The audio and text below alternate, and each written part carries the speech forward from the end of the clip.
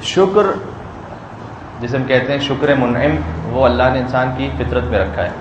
یعنی اگر کوئی دین اور شریعت نہ بھی ہو تب بھی اگر کسی نے کوئی احسان کیا ہے تو انسان کی فطرت اس بات کا تقاضا کرتی ہے کہ اس کے احسان کو تسلیم کیا جائے اور اس کا شکر ادا کیا جائے. لہذا تھینک یو کا لفظ مثال کے طور پر اس کا تعلق کسی مذہب یا کسی خاص فرقے یا مسلک سے تو نہیں ہے، یہ تو کہ انسان کی اپنے وجدان اور فطرت کی آواز ہے. اچھا، جو ہم کہتے ہیں نا کہ فطرت، اس فطرت کا کیا مطلب ہوتا ہے؟ کون سی چیز فطری ہے یہ ہمیں کیسے سمجھ میں آئے؟ تو اس کا سمپل سا فارمولہ یہ ہے کہ ہر وہ چیز فطری ہے جسے سکھلانے کے لیے آپ کو کسی اسکول یا کالج میں بھیجنے کی ضرورت نہیں ہے بچے کو. ٹھیک ہے نا، ایک سمپل سا قانون یہ ہے. ہم یہ کہتے ہیں کہ اسلام فطری مذہب ہے، اس کے جو بنیادی اصول ہیں وہ فطرت پر ہے. مثلا امانت کا خیال کرنا یہ فطری ہے یا نہیں ہے؟ بالکل فطری ہے. کیوں؟ چھوٹا سا بچہ، بالکل چھوٹا سا بچہ، وہ آپ کو پتا ہوتا ہے نا، بچے کچھ کھیل رہے ہوتے ہیں تو ان کی کوئی چاکلیٹ ہوتی ہے، کوئی چیز ہوتی ہے، وہ چاہتے ہیں کہ بھائی کسی جگہ میں محفوظ رکھ لوں میں، تو آپ کو دیکھے جاتے ہیں کہ آپ اس کا خیال کیجیے گا. آپ نے بچے سے وہ لیا یہ کہہ کے کہ ہاں میں اپنے پاس رکھتا ہوں، تم کھیل کر آنا تو لے لینا، اور جیسے ہی بچے نے آپ کے ہاتھ میں دیا، آپ نے چاکلیٹ کو کھولا، اس کے سامنے کھانا شروع کیا، تو بچہ شکل بگاڑے گا، رونا شروع کرے گا. یہ کیا ہے؟ اسے امانت کا لفظ کہنا نہیں آتا، اسے خیانت کا لفظ کہنا نہیں آتا، اس لیے کہ لفظ فطری نہیں ہے. اور فرمائیے گا یہ جذبہ فطری ہے. لفظ سیکھنے کے لیے تو اسکول میں جانا پڑے گا، امانت کا لفظ سیکھنے، خیانت کا لفظ سیکھنے اسکول میں جانا پڑے گا، لیکن یہ جو فیلنگز ہیں یہ فطری ہیں. اسے کچھ کہنا نہیں آتا، لیکن اس کا رونا اس بات کا اظہار ہوگا کہ آپ نے مجھ سے وعدہ کیا تھا اور آپ نے اس وعدے کو پورا نہیں کیا. یہ کہ کسی کو سکھلایا گیا ہے؟ نہیں، اس کو سکھلایا نہیں گیا اسے. اسی طرح سے شکر، اگر آپ کسی بچے کے ساتھ بھی کوئی احسان کریں تو وہ اپنی فیلنگ سے، وہ اپنے ایکشن سے آپ کو سمجھاتا ہے کہ نہیں آپ نے میرے ساتھ یہ جو کیا ہے. اس کو وہی اپنے فیلنگس کو بیان کرنا نہیں آتا اسے، لیکن میں آپ کے لیے اس میں تھینکفل ہوں.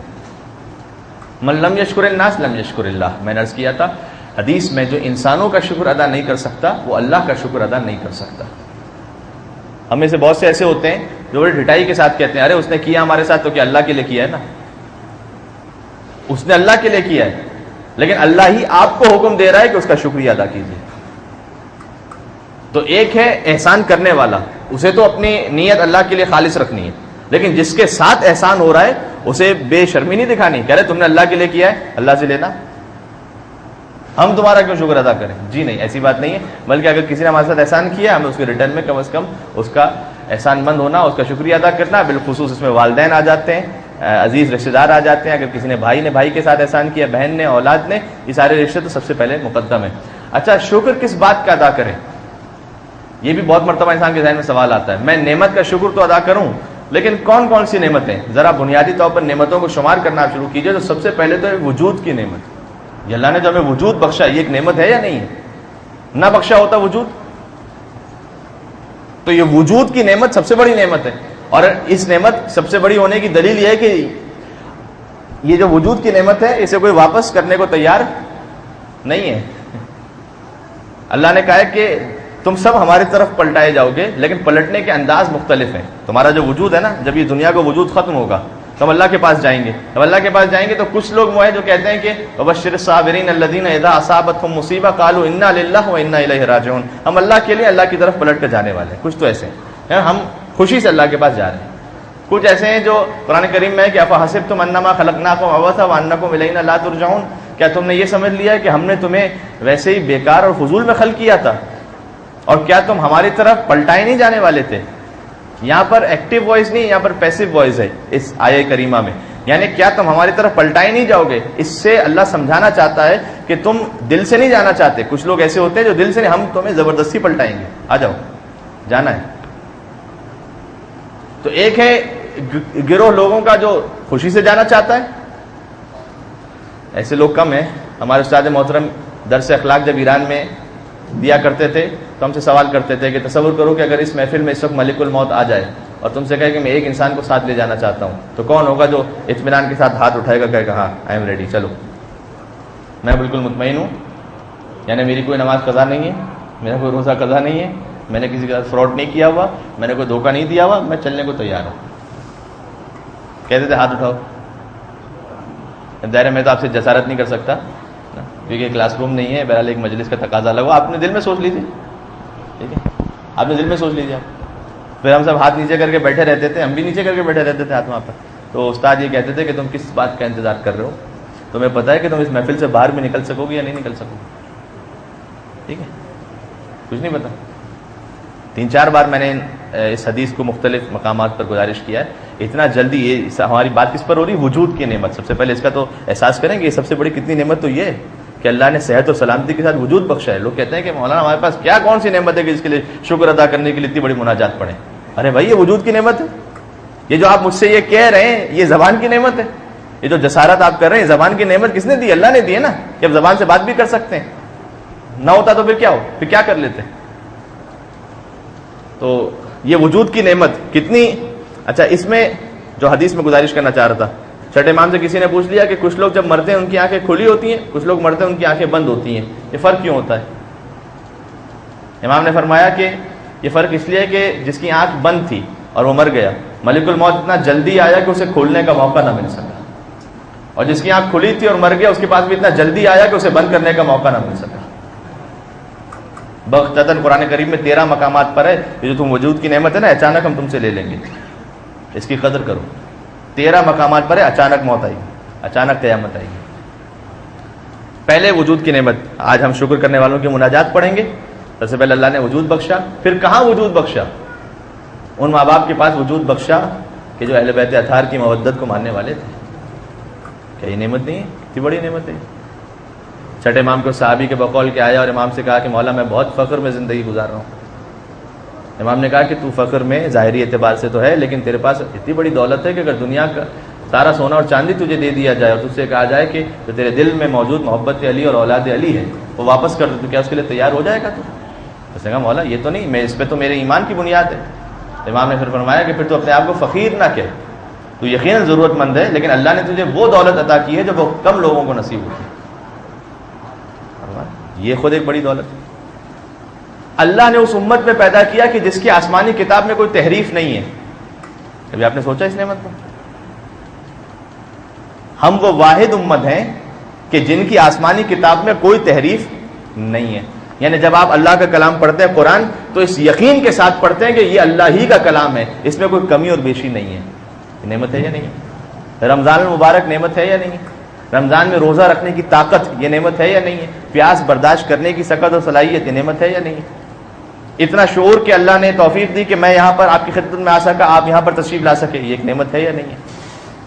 تو یہ ان مادی نعمتوں کا تو میں حساب ہی نہیں کر رہا کہ میرے پاس ایک شاپ تھی تو آج 10 ہے، اور مثال کے طور پر اتنی برانچز تھی تو آج اتنے، یہ تو میں حساب نہیں کر رہا۔ وہ تو پھر آپ خود حساب کر لیجئے کہ اللہ نے کس کس کو کیا عطا کیا، وہ تو پھر ہے ہی اپنے مقام پر۔ بہت ڈیٹیل میں نہیں جانا چاہوں گا، تھوڑا سا احساس بیدار ہو سکے۔ اگر کبھی آپ اللہ کا شکر ادا کرنا چاہیں اور اپنے دل میں احساس بیدار کرنا چاہیں، بہترین طریقہ کیا ہے؟ قرآن کریم میں اللہ کہتا ہے کہ تم اپنے اسٹارٹ کو یاد کرو کہ تمہارا اسٹارٹ کہاں سے ہوا تھا، بالکل اسٹارٹ، اس وقت تم کیا تھے۔ وَلَقَدْ خَلَقْنَا الْإِنسَانَ مِنْ سُلَالَةٍ مِّن طِينٍ، سورہ مومنون کی آیت ہے۔ اے انسان، ہم نے تجھے گیلی مٹی سے خلق کیا، ثُمَّ جَعَلْنَاهُ نُطْفَةً فِي قَرَارٍ مَّكِينٍ، تیرے نطفے کو ایک محفوظ مقام پر رکھا، ثُمَّ خَلَقْنَا النُّطْفَةَ عَلَقَةً، پھر تیرے نطفے کو جمے ہوئے خون میں تبدیل کر دیا، فَخَلَقْنَا الْعَلَقَةَ مُضْغَةً، اس جمے ہوئے خون کو گوشت کے لوتھڑے میں تبدیل کیا، فَخَلَقْنَا الْمُضْغَةَ عِظَامًا، اس کے بعد اس گوشت کے لوتھڑے کو ہڈی میں تبدیل کر دیا، فَكَسَوْنَا الْعِظَامَ لَحْمًا، اے انسان، یہ ہم میں سب کے ساتھ ہوا ہے نا ایسا، اے انسان اس ہڈی پر گوشت کی ایک اور تہ کو چڑھا دیا، ثُمَّ أَنشَأْنَاهُ خَلْقًا آخر، اس کے بعد ابھی بھی یہ لوتھڑا ہے، ابھی بھی اس میں کوئی جان نہیں ہے، ہم نے اس میں روح کو پھونک دیا، فَتَبَارَكَ اللَّهُ أَحْسَنُ الْخَالِقِينَ۔ تو انسان تو کیا شکر ادا نہیں کرتا کہ کتنا بہترین ہے تیرا خلق کرنے والا پروردگار؟ کیا یہ اس بات کا تقاضا نہیں کرتی کہ ہم شکر ادا کریں؟ اس کے بعد اللہ کہتا ہے کہ انسان جب تو خلق ہو گیا تو شکم مادر میں بھی اور دنیا میں آنے کے بعد بھی تیرا رزق کون دے رہا تھا؟ 12ویں پارے کی پہلی آیت، کل 12واں، آج 12واں روزہ ہے نا، ٹھیک ہے، تو آج آپ نے 12واں پارہ پڑھ لیا ہوگا انشاءاللہ۔ 12ویں پارے کی پہلی آیت کیا ہے؟ وَمَا مِن دَابَّةٍ فِي الْأَرْضِ إِلَّا عَلَى اللَّهِ رِزْقُهَا، زمین میں کوئی چلنے پھرنے والا ایسا ہے ہی نہیں کہ جس کا رزق ہمارے اوپر نہ ہو۔ کتنا کریم اور لطیف ہے پروردگار۔ وہ چھوٹی سی مخلوق ایٹم کے برابر، وہ چھوٹی سی مخلوق جسے ہم سپر مائکروسکوپ سے شاید تھوڑا سا دیکھ سکتے ہوں، اللہ فقط دیکھ نہیں رہا، اللہ اسے اس کیفیت میں رزق بھی فراہم کر رہا ہے۔ اللہ اکبر۔ اللہ کہتا ہے کہ ہم نے تجھے رزق دیا کہ شکر ادا کرنے کے قابل شے نہیں ہے، ہم نے تجھے رزق دیا۔ اچھا رزق دینے کے بعد پھر کیا ہوا؟ جب ہم نے تجھے رزق دے دیا، اس کے بعد جب آہستہ آہستہ انسان بڑا ہوا تو پھر کیا؟ تعلیم کی ضرورت ہے اسے۔ اللہ کہتا ہے قرآن کریم میں کہ اللہ اخرجکم من بطون امہاتکم لا تعلمون شیئا، اے انسان آج تو بہت پڑھا لکھا ہے، کوئی کمپیوٹر اسپیشلسٹ ہے آپ میں سے کوئی مثال کے طور پر کہیں پر جاب کر رہا ہے، کوئی اکاؤنٹنٹ ہوگا، کوئی ڈاکٹر ہوگا، کوئی انجینئر ہوگا، ٹھیک ہے، یہ جو ہم سب اللہ نے ہمیں تعلیم عطا کی ہے، یہ کیسے ہے؟ اللہ کہتا ہے تو اتنا تو یاد کر کہ واللہ اخرجکم من بطون امہاتکم لا تعلمون شیئا، ہم نے تو تجھے تیری ماں کے شکم سے ایسے نکالا تھا کہ تو کچھ نہیں جانتا، تو جاہل تھا۔ ثم جعل لكم السمع والابصار والافئدہ لعلکم تشکرون، پھر اس کے بعد تجھے سننے والا جو کان دیا تاکہ تو کچھ سیکھ لے۔ سینسز ہے نا ایجوکیشن کے، کان سے انسان سن کے سیکھتا ہے، آنکھ سے دیکھ کے سیکھتا ہے۔ تجھے آنکھ دی، تجھے سوچنے والا دل دیا، لعلکم تشکرون، اب تو شکر کرنے والا بن جا۔ ہم نے تجھے تعلیم بھی دے دی، اس کے بعد تو آہستہ آہستہ اور بڑا ہوتا رہا، یہاں تک کہ منزل آئی ومن آیاتہ ان خلق لکم من انفسکم ازواجا لتسکنوا الیہا، انسان ہم نے تیری شادی کا بھی انتظام کیا۔ البتہ ہو سکتا ہے بعض لوگ سوچیں کہ نہیں مولانا ہماری شادی کا تو اللہ نے نہیں کیا، تو اللہ نے کیا ہوتا تو ایسا نہ ہوتا اس وقت۔ یہ تو ہماری خود کی غلطی تھی مولانا، ہو سکتا ہے کوئی یہ کہے۔ اللہ کہتا ہے کہ یہ ہماری نشانیوں میں سے ہے کہ ہم نے تمہارے لیے جوڑوں کو خلق کیا، وجعل بینکم مودۃ ورحمہ، ہماری نشانیوں میں سے کہ تمہارے دونوں مودت رحمت کو قائم کیا۔ اتنی نعمتیں دیکھیں کہاں سے، ایک ایک لفظ میں ریپیٹ کرتا ہوں، مٹی، نطفہ، جمع ہوا خون، گوشت کا لوٹڑا، ہڈیاں، اس کے اوپر گوشت، پھر روح، پھر خلقت، رزق، تعلیم، شادی، شریک حیات دینا، سب ہو گیا۔ اللہ کہتا ہے سورہ مبارکہ انفطار میں، انسان تجھے اتنا میں نے عطا کیا، یا ایھا الانسان ما غرک بربک الکریم، تو کس چیز نے تجھے اپنے اس کریم پروردگار کے سامنے اب بھی ناشکرا بنا دیا، اب بھی ناشکرا۔ الذی خلقک، یاد کر جس نے تجھے خلق کیا تھا، اب بھی ناشکرا بنا۔ تو اللہ نے شکوہ کیا قرآن میں، فرمایا۔ تو یہ ساری نعمتیں، اس کا شکر ادا کرنا، یہ فطرت کی آواز بھی ہے، ہمارا دین بھی یہ کہتا ہے لئن شکرتم لازیدنکم، اگر شکر کرو گے نعمت میں اور اضافہ کر دوں گا۔ ہم اپنی زندگی میں دیکھتے ہیں، ہم کوشش کرتے ہیں کہ کون کون سی نعمتیں یاد کریں اور شکر ادا کریں۔ اہل بیت اطہار اس معراج پر تھے کہ ثانیہ زہرا دربار یزید میں کھڑی ہیں اور کہتی ہیں کہ ما رأیت الا جمیلا، اے یزید ہم نے اللہ کی طرف سے سوائے خیر اور خوبی کی کچھ دیکھا ہی نہیں ہے۔ خدا کی قسم اس موقع پر یہ جملہ کہنا یہ عصمت کی معراج ہے۔ اصل جس کا بھائی شہید ہو چکا ہو، جس کے 2 بیٹے شہید ہو چکے ہوں، جس کا بھتیجا، جس کا بھانجا، جو بے مخنا و چادر ہو، جو قیدی بنا کر لائی گئی ہو، جو کوفہ اور شام کے بازاروں سے گزری ہو، جو شرابی کے دربار میں کھڑی ہو شہزادی، اور پھر آ کر یہ کہیں کہ ما رأیت الا جمیلا، ہم نے اللہ کی جانب سے سوائے خیر اور خوبی کے کچھ نہیں دیکھا۔ یہ معراج ہے، بندگی کی معراج ہے۔